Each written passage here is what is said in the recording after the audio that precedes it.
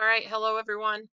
I'm here to present to you today on collaborative engagement. What is it and why is it important for USD 314 Brewster?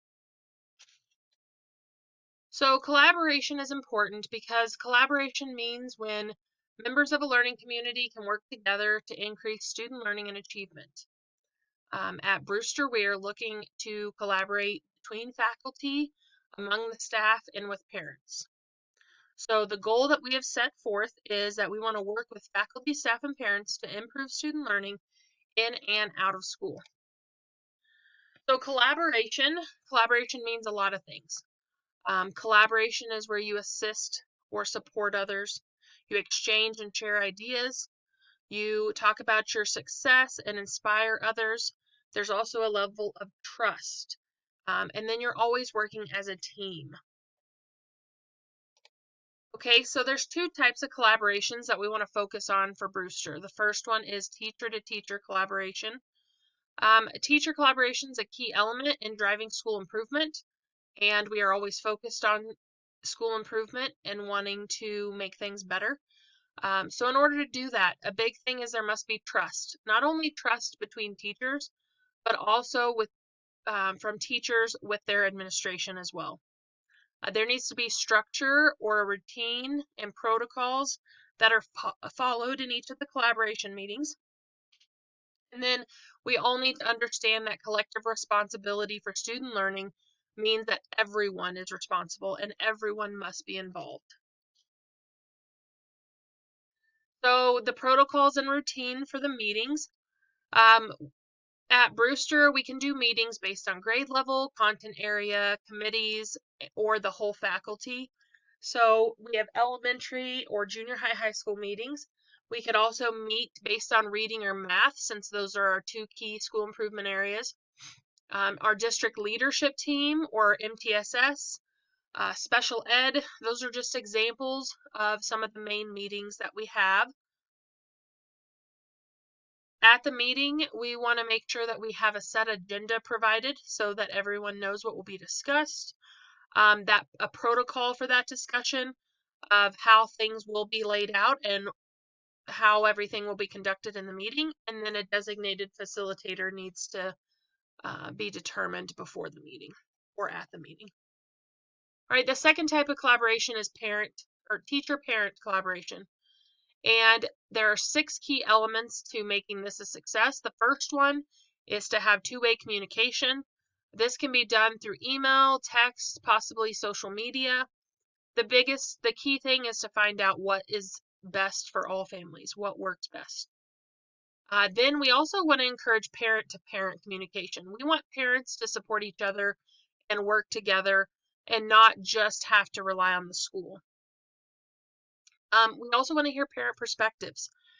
Are they able to come to meetings on campus, or do we need to put those through Zoom or some other way?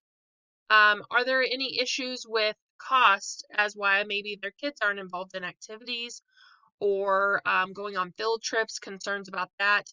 We want to hear what parents have to say. And then we need to also understand that getting parents involved is more than just having events. So yes, we can have an open house, but at that open house, we need to model what the proper parent involvement would look like or parent support could look like at home. That way they just don't feel overwhelmed. We also need to encourage engagement with the curriculum.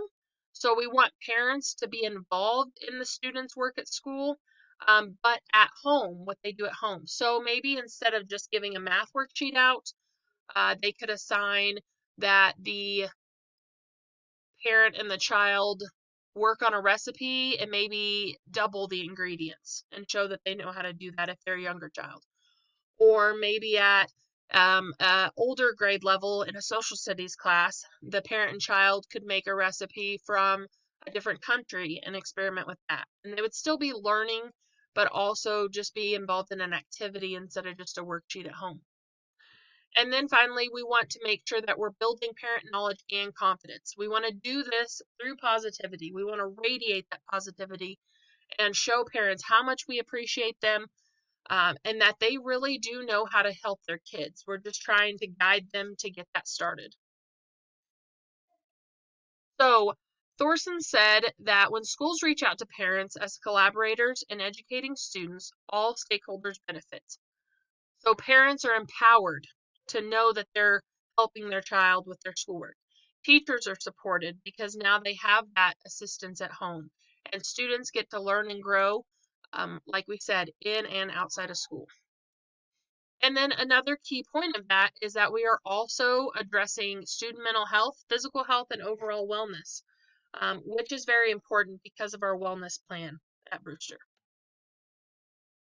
So here's what we're looking at for our collaboration plan for USD 314. For teachers, we would have weekly collaboration meetings. Elementary teachers could get together, junior high school, or the other groups. We would also try to make corresponding plan times as best we can with the upcoming schedule, and then encourage cross-curricular lessons where two different subject areas could work on a lesson together. As far as parents go, maybe finding a school-wide app that works for communication, such as Seesaw or Remind, possibly providing night training, either as a school or as an individual teacher, maybe for the upcoming math lesson, because that's a struggle for many parents. So just bringing them in and showing them how to do it so they can help their child at home. And then again, always offering praise and encouragement. We appreciate that parents are willing to help, and we want to encourage them to reach out if they have any questions. So we just need to remember that children are the priority, change is the reality, and collaboration is the strategy. And this was actually a superintendent in Washington that made that statement. Right. Thank you. Any questions?